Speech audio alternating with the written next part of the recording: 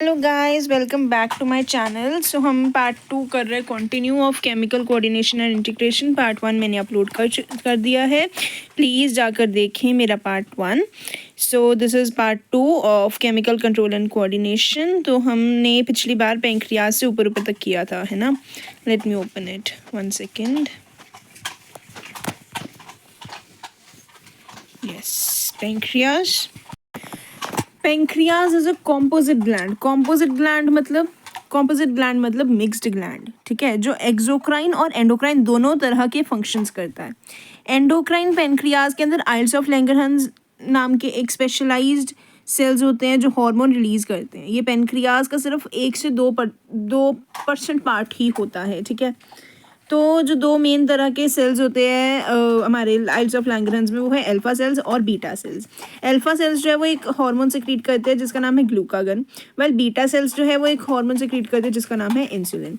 Glucagon एक peptide hormone है जो ब्लड ग्लूकोज लेवल बढ़ाने का काम करता है, ठीक है, जो ब्लड ग्लूकोज लेवल बढ़ाने का काम करता है। अगर हम कैल्शियम की बात करें तो पैराथायरॉइड और एक कैल्सीटोनिन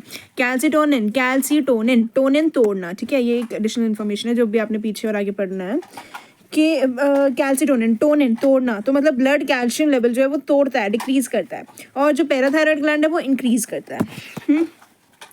उसके बाद लिखा है glucose act mainly on the liver cells hepatocytes. Liver के सेल्स पे एक्ट करके ग्लाइकोजिनोलाइसिस यानी कि ग्लाइकोजन का ब्रेकडाउन करता है, जिससे ब्लड शुगर लेवल बढ़ता है, जैसे हम कहते हैं हाइपरग्लाइसीमिया, ठीक है। ग्लाइकोनियोजेनेसिस भी स्टिमुलेट करता है जिसमें नया ग्लूकोज बनाया जाता है, okay. Glucagon reduces the cellular glucose uptake and utilization, thus glucagon is a hyperglycemic hormone। उसके बाद इन्होंने बताया इंसुलिन के बारे में। इंसुलिन बीटा सेल्स से सिक्रीट होता है, ठीक है, एक पेप्टाइड हार्मोन है जो ब्लड ग्लूकोज लेवल कम करता है। एक हो गया ग्लूकागन, एक हो गया इंसुलिन। अगर आप मेडिकल फील्ड में आ रहे हो तो आपको पता होना चाहिए कि इंसुलिन के इंजेक्शंस लगते हैं शुगर पेशेंट्स को, डायबिटिक पेशेंट्स को, कि उनका जो शुगर लेवल है वो कम हो जाए, ठीक है। तो इंसुलिन एक पेप्टाइड हार्मोन है जो कि ब्लड ग्लूकोज लेवल कम करता है, ग्लूकागन बढ़ाता है और ये कम करता है, ठीक है।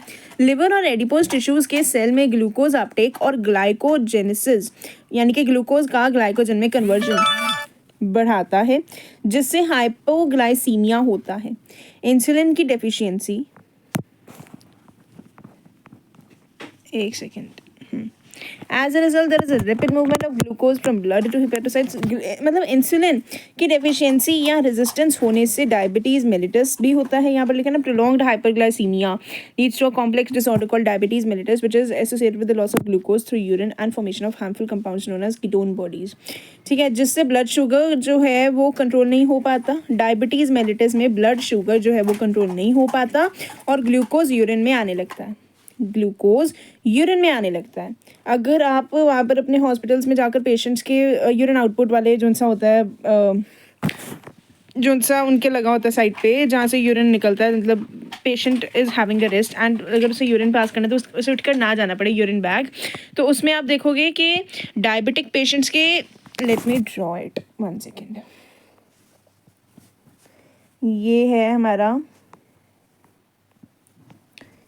यूरिन का बैग, ठीक है, ये यूरिन है, but what we will see is white coloured dots, मतलब ऐसे के मैं डॉट बना रही हूँ, ऐसे के हमें वाइट कलर के पाउडर सा दिखेगा, वो है हमारा ग्लूकोज, ठीक है, जो कि ग्लूकोज भी निकलता है जब जिस आदमी को इंसुलिन की डेफिशिएंसी या रेजिस्टेंस होने से डायबिटीज़ मेलिटस होती है, ठीक है। तो इंसुलिन की जिस भी पेशेंट को डेफिशिएंसी होगी उसके वाइट से आप सॉल्युबल से पार्टिकल्स देखोगे जिसे हम ग्लूकोज कहते हैं, ठीक है। तो डायबिटीज़ मेलिटस में ग्लूकोज यूरिन में आने लगता है। तो ग्लूकागन और इंसुलिन एक दूसरे से ऑपोजिट काम करते हैं और ब्लड ग्लूकोज लेवल का बैलेंस मेंटेन करते हैं, ठीक है। आगे कुछ रह तो नहीं गया, there is a rapid movement, okay. There is a line given कि the glucose homeostasis in blood is thus maintain jointly by two insulin and glucagon. Insulin और ग्लूकागन एक दूसरे के ऑपोजिट काम करते हैं। ग्लूकागन ब्लड शुगर बढ़ाता है तो इंसुलिन ब्लड शुगर कम करता है, दोनों मिलकर ब्लड ग्लूकोज का बैलेंस मेंटेन करते हैं। एक बार दोबारा से अगर मैं इंसुलिन वाला टॉपिक समझाऊं तो इंसुलिन भी एक पेप्टाइड हार्मोन है। ये ग्लूकोज होम्योस्टेसिस यानी कि ब्लड शुगर का बैलेंस करना, बैलेंस मेंटेन करने मतलब में हेल्प करता है, ठीक है। उसके बाद insulin act mainly on hepatocytes and adipocytes. Insulin काम करता है सिर्फ लिवर सेल्स और फैट सेल्स पर, मतलब मेनली इन दोनों पर ही काम करता है, फैट सेल्स और लिवर सेल्स यानी कि हेपेटोसाइट्स एंड एडिपोसाइट्स पर। ये सेल्स को ब्लड से ग्लूकोज लेने में हेल्प करते हैं और ग्लूकोज का यूज एनर्जी बनाने के लिए किया करते हैं। As a result there is rapid movement, okay. Insulin glucose को ब्लड से निकाल कर सेल्स में भेजता है जिससे ब्लड शुगर कम होती है, जिसे हम क्या कहते हैं, हाइपोग्लाइसीमिया, ठीक है। और इंसुलिन ग्लूकोज को ग्लाइकोजन में कन्वर्ट करता है, लिवर और मसल्स में स्टोर करता है। इस प्रोसेस को ग्लाइकोजेनेसिस कहते हैं। तो इंसुलिन और ग्लूकागन एक दूसरे के ऑपोजिट काम करते हैं। ग्लूकागन जो है वो ब्लड शुगर बढ़ाता है, तो वहीं इंसुलिन कम करता है, ठीक है। दोनों मिलकर ब्लड ग्लूकोज का बैलेंस मेंटेन करते हैं। नेक्स्ट हम आ जाते हैं टेस्टीज पे। पहले इस पैंक्रियाज की मैं फाइनल समरी अगर आपको दूँ तो पैंक्रियाज एक मिक्स्ड ग्लैंड है या कॉम्पोजिट ग्लैंड है, ठीक है, जो डाइजेस्टिव एंजाइम यानी एक्सोक्राइन और एंडोक्राइन दोनों रिलीज करते हैं। एंडोक्राइन पैंक्रियाज में आइल्स ऑफ लैंगरहैंस होते हैं जिसमें अल्फा सेल्स और बीटा सेल्स रिलीज करते हैं, ठीक है, दोनों। अल्फा सेल्स ग्लूकागन और बीटा सेल्स हमारा इंसुलिन। ग्लूकागन लिवर में ग्लाइकोगन का ब्रेकडाउन करता है, ब्लड शुगर बढ़ाता है जिसे हम हाइपरग्लाइसीमिया कहते हैं। इंसुलिन सेल्स में ग्लूकोज का एब्जॉर्प्शन बढ़ाता है, लिवर में ग्लाइकोगन का मैंने क्या बोला, लिवर में ग्लाइकोगन का ब्रेकडाउन करता है यानी कि ब्लड शुगर बढ़ाता है, ब्लड शुगर बढ़ाता है। इंसुलिन कम करता है जिसे हम हाइपोग्लाइसीमिया कहते हैं। हाइपरटेंशन, हाइपोटेंशन पता ही होगा आपको, बीपी बढ़ना, बीपी कम होना। डायबिटीज मेलिटस उसके बाद बोला इन्होंने इंसुलिन की कमी से होता है जिसमें ब्लड शुगर ज़्यादा हो जाता है और ग्लूकोज यूरिन में आने लगता है। Next we come on to the testes. चलो अब हम आते हैं टेस्टीज पर। A pair of testes is present in the scrotal sac outside the abdomen of male individual. तो टेस्टीज के लोकेशन और स्ट्रक्चर की पहले तो यहाँ पर बात की गई है। टेस्टीज एक पेयर में होते हैं यानी 2 टेस्टीज होते हैं हर मेल में, ठीक है। ये स्क्रोटल सैक में होते हैं जो एब्डोमेन के बाहर लटकता रहता है।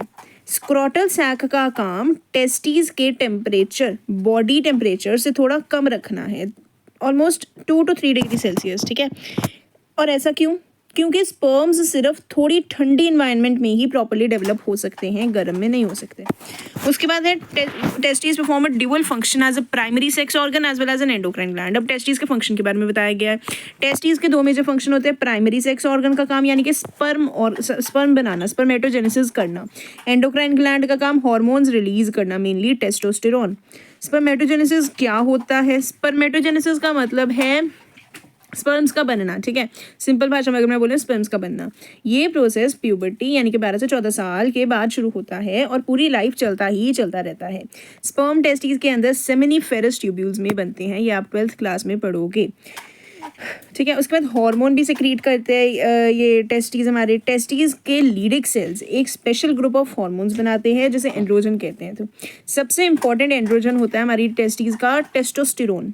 ये मेल बॉडी के कैरेक्टर्स कंट्रोल करता है, ठीक है। उसके बाद आता है लीडिक सेल।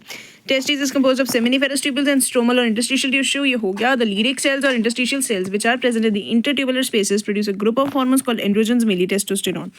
तो टेस्टीज के 2 मेन पार्ट्स होते हैं, सेमिनिफेरस ट्यूब्यूल और स्ट्रोमल यानी कि इंटरस्टिशियल सेल्स या टिश्यूज, जिसमें मतलब सेमिनिफेरस ट्यूब्यूल जिसमें स्पर्म बनते हैं और स्ट्रोमल टिश्यू जिसमें हार्मोन्स बनते हैं। लीडिक सेल्स क्या होते हैं भाई, अब है ना, तो इंटरस्टिशियल टिश्यू में लीडिक सेल्स होते हैं। यही लीडिक सेल्स, लीडिंग नहीं है, इट्स लीडिग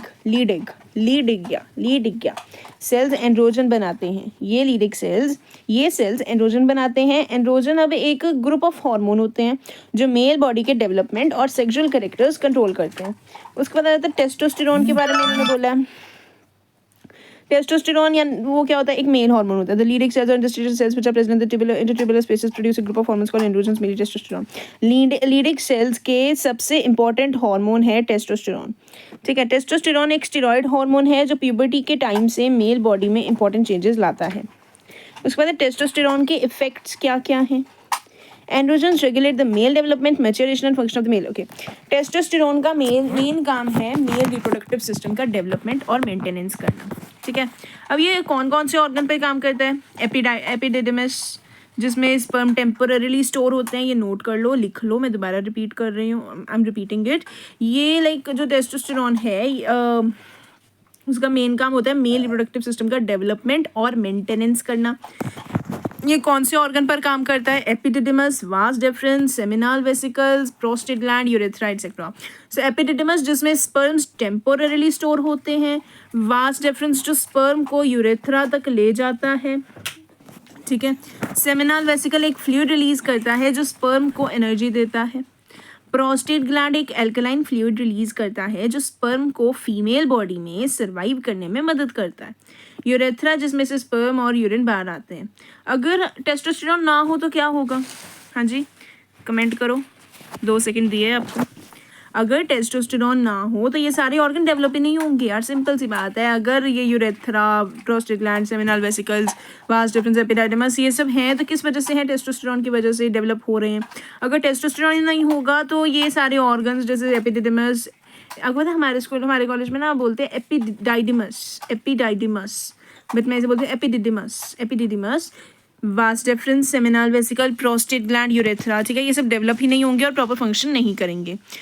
उसके बाद टेस्टोस्टेरोन के दूसरे इफेक्ट्स, यानी मेल बॉडी के मैच्योरेशन करता है। These organ stimulates the muscular growth of facial and axillary hair, aggressiveness, slow pitch of voice etcetera. Puberty के टाइम टेस्टोस्टेरोन बॉडी के कुछ इंपॉर्टेंट चेंजेस लाता है।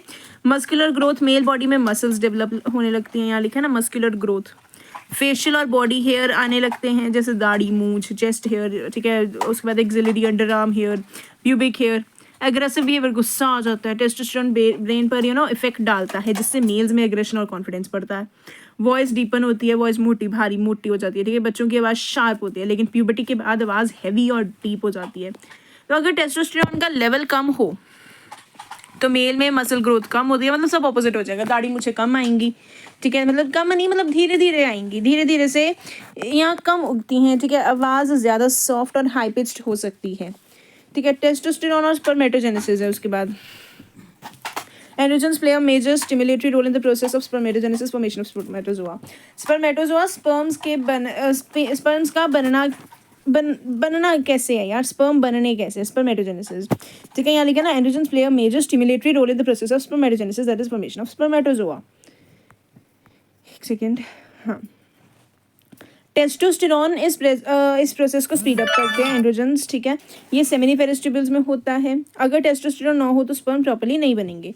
टेस्टोस्टेरोन मेल सेक्सुअल बिहेवियर की अगर हम बात करें, लिबिडो, ठीक है, ये मेल सेक्सुअल डिजायर, लिबिडो को इंक्रीज करता है। क्या? टेस्टोस्टेरोन। मतलब ये जो से पूरा पैराग्राफ है ना, ये वाला पूरा टेस्टोस्टेरोन के ऊपर ही है, एंड्रोजन टेस्टोस्टेरोन, ठीक है। Androgens mainly testosterone. टेस्टोस्टेरोन एक टाइप है भाई एंड्रोजन्स की, बहुत सारे होते हैं, ठीक है। तो टेस्टोस्टेरोन एक एनाबॉलिक हार्मोन है। ये अंडरलाइन मैं कर देती हूँ, बहुत इंपॉर्टेंट लाइन है, हाईलाइट कर देती हूँ, it's very important. Anabolic effects, anabolic hormone है, ठीक है, जो कि क्या करता है? प्रोटीन सिंथेसिस बढ़ाता है जिससे मसल्स और बोन्स स्ट्रॉन्ग होते हैं, ठीक है। कार्बोहाइड्रेट मेटाबॉलिज्म करता है जिससे बॉडी का एनर्जी प्रोडक्शन बढ़ाता है। इसलिए कुछ लोग टेस्टोस्टेरोन सप्लीमेंट्स लेते हैं, जैसे बॉडी बिल्डिंग के लिए जिम में अगर लड़के जाते हैं तो वो टेस्टोस्टेरोन सप्लीमेंट्स लेते हैं, तभी तो वो ऐसे क्यों हो जाते हैं। मैं दिखाती हूँ, मतलब बना कर दिखाती हूँ। जैसे ये मुँह है उनका, ये नीचे नहीं, ऐसे नहीं, देखो, let me change colour of the pen. ये उनका मुंह है, ठीक है, ये उनकी बॉडी है, नीचे रहते रहते पतले से हो जाएंगे। देखना कभी भी आप जिम गोइंग पर्सन को, ये उनकी लाते हैं, लेग्स हैं, ठीक है। तो ऐसे ही हो जाते हैं जिम गोइंग पर्सन्स, ठीक है। क्यों? क्योंकि वो टेस्टोस्टेरोन सप्लीमेंट्स लेते हैं जो बॉडी बिल्डिंग के लिए, पर ये उन्हें अब ये नहीं ना पता कि वो डेंजरस हो सकता है अगर डॉक्टर की गाइडेंस ना हो तो। नेक्स्ट, अब हम वैसे अगर पूरा समरी बताएं तो टेस्टिस की लोकेशन क्या है? स्क्रोटल सैक में होते हैं, जिसमें टेम्परेचर थोड़ा कम होता है। 2 मेजर फंक्शंस होते हैं, स्पर्मेटोजेनेसिस और hormone secretion. Leydig cells testosterone hormone बनाता है, ठीक है। टेस्टोस्टेरोन का क्या क्या रोल है? मेल रिप्रोडक्टिव ऑर्गन की डेवलपमेंट, मसल्स और बोन को स्ट्रॉन्ग बनाना, फेशियल हेयर और बॉडी हेयर उगाना, ठीक है, वॉइस डीपन करना, सेक्सुअल बिहेवियर और लिबिडो कंट्रोल करना, स्पर्मेटोजेनेसिस यानी स्पर्म बनाना को स्टिमुलेट करना है, ठीक है। ये मैं आपको ना अपने टेलीग्राम ग्रुप में डाल दूंगी, ठीक है। Please join my Telegram group. Also मैं व्हाट्सएप चैनल पे भी डाल दूंगी, प्लीज़ ज्वाइन करना, ठीक है। Next we come on to the ovary, ठीक है। तो ये जो मैं टेस्टोस्टेरोन के हार्मोन मैंने इतने सारे बोल लिए, कि मैंने साइड पर एक पेज पे लिखे हुए, मैं आपको डाल दूंगी। ठीक है। Ovary, females have a pair of ovaries. पहले तो हम आते हैं ओवरी के लोकेशन और स्ट्रक्चर पर। Female have a pair of ovaries, female में 2 ओवरीज होती हैं, एक लेफ्ट साइड और एक राइट साइड पर। ये एब्डोमेन के अंदर प्रेजेंट होती हैं। ठीक है, लोकेटेड इन द एब्डोमेन, मतलब एब्डोमेन यानी यूट्रस के दोनों साइड्स पर। इनका मेन काम होता है एग्स बनाना और हार्मोन रिलीज करना। Ovary is the primary female sex organ which produces 1 ovum during each menstrual cycle. Ovary एक प्राइमरी सेक्स ऑर्गन है, इसका काम एग यानी कि ओवम बनाना है। हर महीने, हर मंथ एक ओवम रिलीज होता है। इस प्रोसेस को हम ओव्यूलेशन कहते हैं। ठीक है, ये मेंस्ट्रुअल साइकिल का एक बहुत इंपॉर्टेंट पार्ट होता है, जो आप क्लास 12 में चैप्टर नंबर 2 ह्यूमन रिप्रोडक्शन में भी पढ़ोगे। In addition, ovary also produces 2 groups of steroid hormones called estrogen and progesterone. Ovary सिर्फ एग्स ही नहीं बल्कि हार्मोन्स भी रिलीज करती हैं। 2 मेन हार्मोन होते हैं, एस्ट्रोजन एंड प्रोजेस्टेरॉन। ये दोनों हार्मोन फीमेल बॉडी की डेवलपमेंट और प्रेगनेंसी कंट्रोल करते हैं। ठीक है, ओवरी 2 मेन पार्ट से बनी होती है, एक ओवेरियन फॉलिकल्स और एक स्ट्रोमल टिश्यू। ओवेरियन फॉलिकल्स यानी कि जिसमें एग्स डेवलप होते हैं, स्ट्रोमल टिश्यू जिसमें हार्मोन्स बनाए जाते हैं। ओवेरियन फॉलिकल्स क्या होते हैं?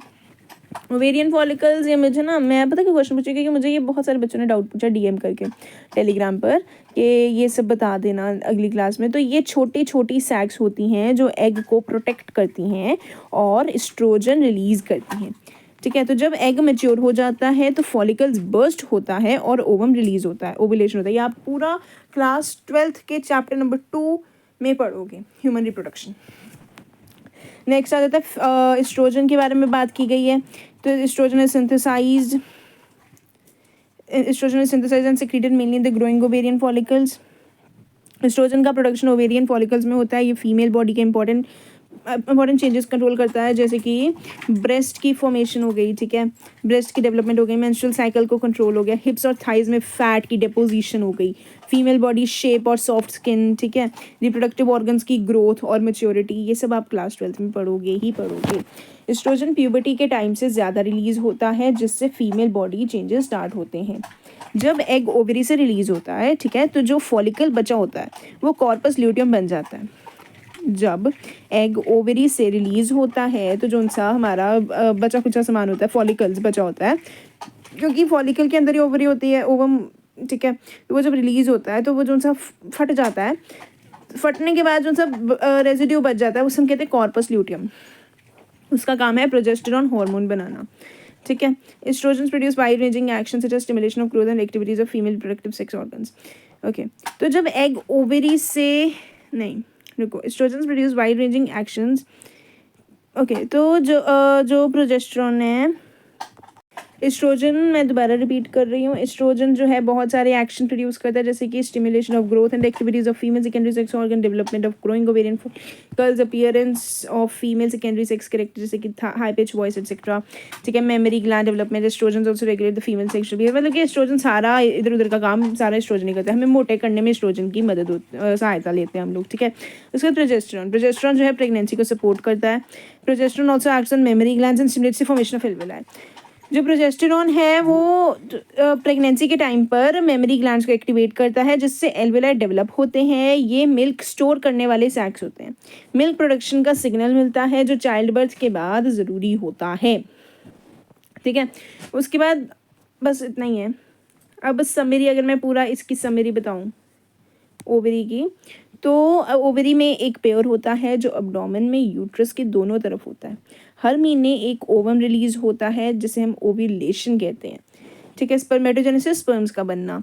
2 मेजर हार्मोन रिलीज होते हैं, estrogen and progesterone. Estrogen female body के सेकेंडरी सेक्सुअल कैरेक्टर्स डेवलप करता है, जैसे उसमें टेस्टोस्टेरॉन था, और प्रोजेस्टेरॉन प्रेगनेंसी मेंटेन करता है और मेमोरी ग्लैंड्स एक्टिवेट करता है। ठीक है, for the lactation of the child. Ovulation के बाद फॉलिकल कॉर्पस ल्यूटियम बन जाता है जो प्रोजेस्टेरॉन रिलीज करता है। अगर प्रेगनेंसी हो जाए तो प्रोजेस्टेरॉन यूट्रस को मेंटेन करता है, अगर ना हो तो पीरियड स्टार्ट हो जाते हैं। ओके, अब उसके बाद आता है hormones of the heart, kidney and gastrointestinal tract. So yes, next we come on to hormones of heart, kidney and gastrointestinal tract. Now you know about the endocrine glands and their hormones. However, as mentioned earlier, hormones are also secreted by some tissues which are not endocrine glands. अब जैसे पहले ही mention किया गया है पहले के topics में कि हार्मोन जो है वो hormones are also secreted by some tissues which are not endocrine glands. Hormone कुछ ऐसे भी टिश्यूज से secrete होता है जो endocrine glands ज़रूरी नहीं कि हो, ठीक है.